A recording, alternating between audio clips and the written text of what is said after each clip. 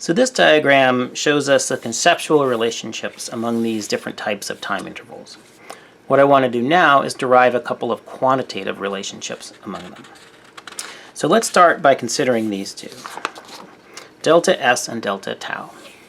So here's a picture I'll use to move forward.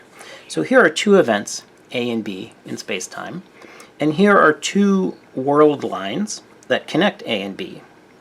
And we can imagine a clock travels along the green line and a clock travels along the straight blue line.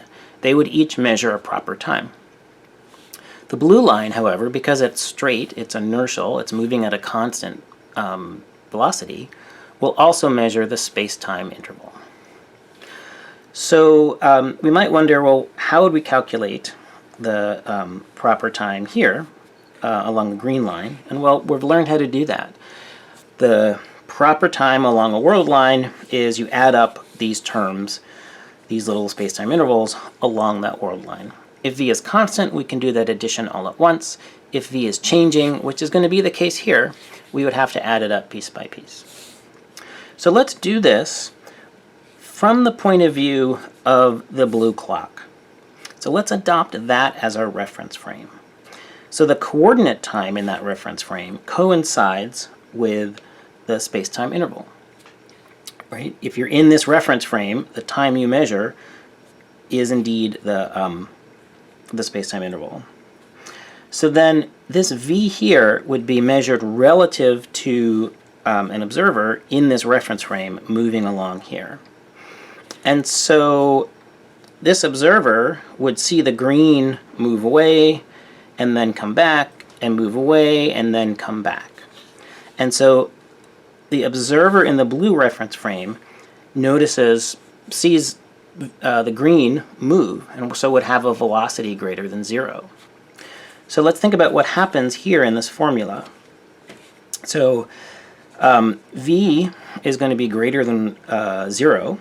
There'll be a speed, and so 1 minus v squared, that's going to be a number that's less than 1, and so that means that we're going to have delta tau times sum of all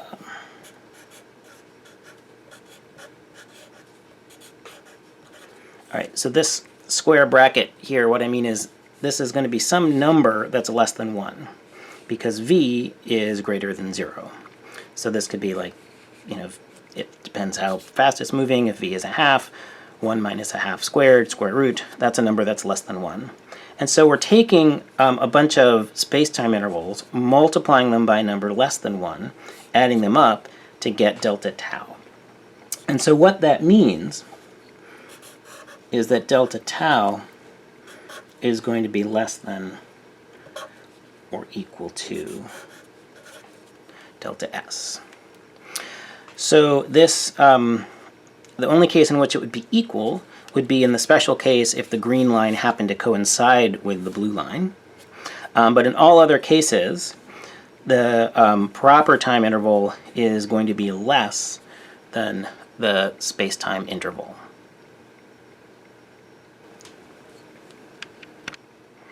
So we have a relationship between delta tau and delta S. What I want to do next is come up with a similar relationship between delta t and delta S. And our starting point is again going to be this formula. This is a formula that we know we can use to calculate proper times. So now let's think about calculating over here on the left the space-time interval. And this is going to be a coordinate time. So as an example, again, here's two events in space-time, A and B. A coordinate time might be this. So this would be the coordinate time measured in this reference frame with the black axes. There is a time for event B, there is a time for event A. Subtract the two, that's the distance between my fingers, that would be delta t.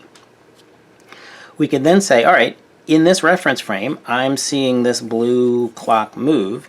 What's the proper time as measured by that? And oh, that proper time happens to be the space-time interval because this is inertial. So I can use this equation just from a slightly different point of view. On the left now is delta S. We're using it to calculate the space-time interval. And that, again, is going to be a sum of terms like this times delta t. So these terms, this square root is never greater than 1. It's always 1 or less than 1. And so that tells me, all right, we've got delta t. We're multiplying it by things that could be less than 1. That's going to make delta S smaller. So in other words, delta S is less than or equal to delta t. So let's put these all together. Delta t, that's the largest. Delta S is next. And delta tau is the smallest. So there we have it. A relationship among the three types of time intervals.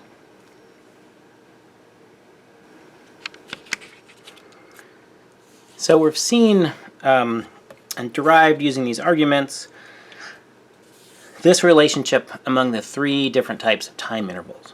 And to conclude, I want to go back and compare this with similar relationships in space. So here on the left is a drawing of 2 points in space, not space-time, but just regular space, x and y. And here are 2 points, A and B. We could measure the north-south distance between those points. We could measure the straight line distance between these 2 points. Or we could measure the distance along some curvy path between those 2 points. We call that the path length. And so we see from the diagram, and just common sense, because we are used to thinking about how we live in space, that the path length green is going to be longer, greater than or equal to delta L. It would be equal if only if the green line path happens to be exactly the same as the blue. And delta L, this distance, is always going to be greater than or equal to the north-south distance. This becomes an equality only if A and B, or B is due north of A. In the space-time diagram, the picture looks almost the same, except I didn't draw as many wiggles here. We've got a point in space-time, A and B, two events. We have their coordinate time, and then the time measured by a clock along this world line would be the space-time interval. The time measured by a clock along a non-straight line world line would be a proper time. And we have the same relationship, except it's backwards. That this time interval will be longer than this time interval, which in turn will be longer than this time interval.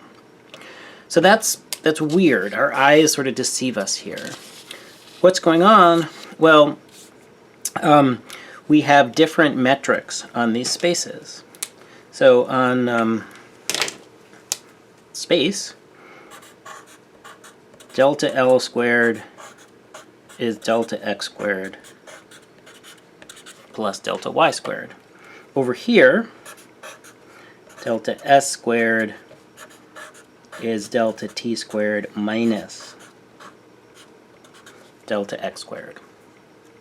And so what this means, as we've talked about before, is that the distance, the literal distance on a representation of a space-time diagram, is not a faithful representation of a time interval.